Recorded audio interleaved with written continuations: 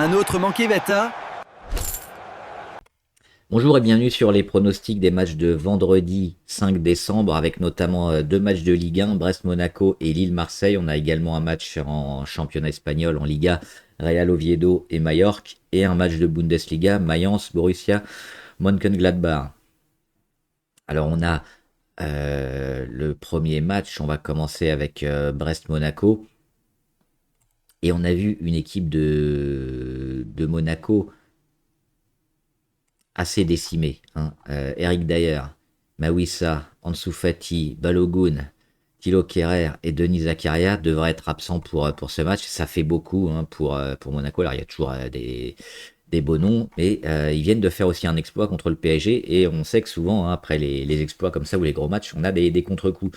À l'extérieur, qu'est-ce que ça donne? Monaco, c'est relativement moyen, hein, parce que la victoire contre le PSG, elle était à domicile. À l'extérieur, en Ligue des Champions, ils ont été incapables de battre Pafos, ils ont fait deux partout. Ils se sont fait atomiser à Rennes 4-1. Bon, ils ont réussi à battre Bodo Glimt, mais avant ça, difficile victoire contre Nantes, hein. On peut remonter au nul contre Angers, à la défaite à Lorient. Donc on voit que Monaco en déplacement, c'est vraiment très mauvais. Et face à eux, on retrouve une équipe brestoise. Alors oui, le classement, il est favorable, hein, 16 points pour Brest, 23 pour Monaco, mais Brest, ils ont une bonne dynamique, hein. Alors ils ont perdu contre Marseille, mais ils viennent d'enchaîner deux victoires, une contre Metz et surtout une contre Strasbourg, à la Méno, hein, Strasbourg qui fait un beau début de championnat, donc équipe de Brest qui est pas ridicule, qui joue le milieu de tableau et qui devrait engranger des points à domicile. Donc sur ce premier match, on jouera Brest vainqueur. Ensuite, le deuxième match, c'est Lille-Marseille. Alors Lille-Marseille, c'est un match assez équilibré, hein. On a ces deux belles équipes, on va le voir au classement.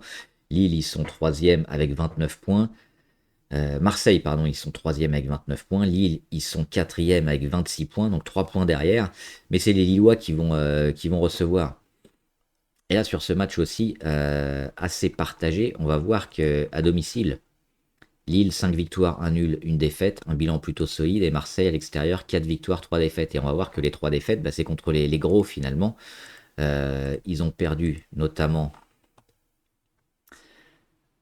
euh, Ils ont perdu à Lens 2-1. Ils ont perdu également à Lyon 1-0. Ils ont perdu à Rennes 1-0. Donc, si on regarde le classement, Lens leader, Rennes 5e, Lyon 6e. Donc les gros du championnat, dès qu'ils étaient en déplacement, Marseille, ils se sont inclinés. Et Lille, c'est une belle équipe, hein, européenne avec un bel effectif. Donc là aussi, on pourrait jouer sur l'équipe à domicile qui possède un bel avantage selon moi. Donc le deuxième match, également une victoire à domicile pour Lille. Et ensuite, les matchs étrangers, on va voir que c'est des matchs de bas de tableau avec Oviedo, Majorque. Oviedo, qui est les derniers, qui reçoit Majorque.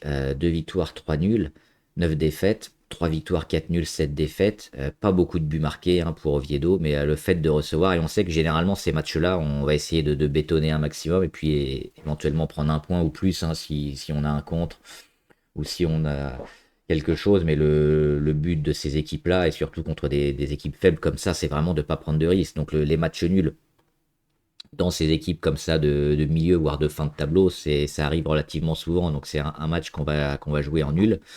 Et c'est la même chose, hein, sur le match de Bundesliga, que Mayence accueille Gladbach.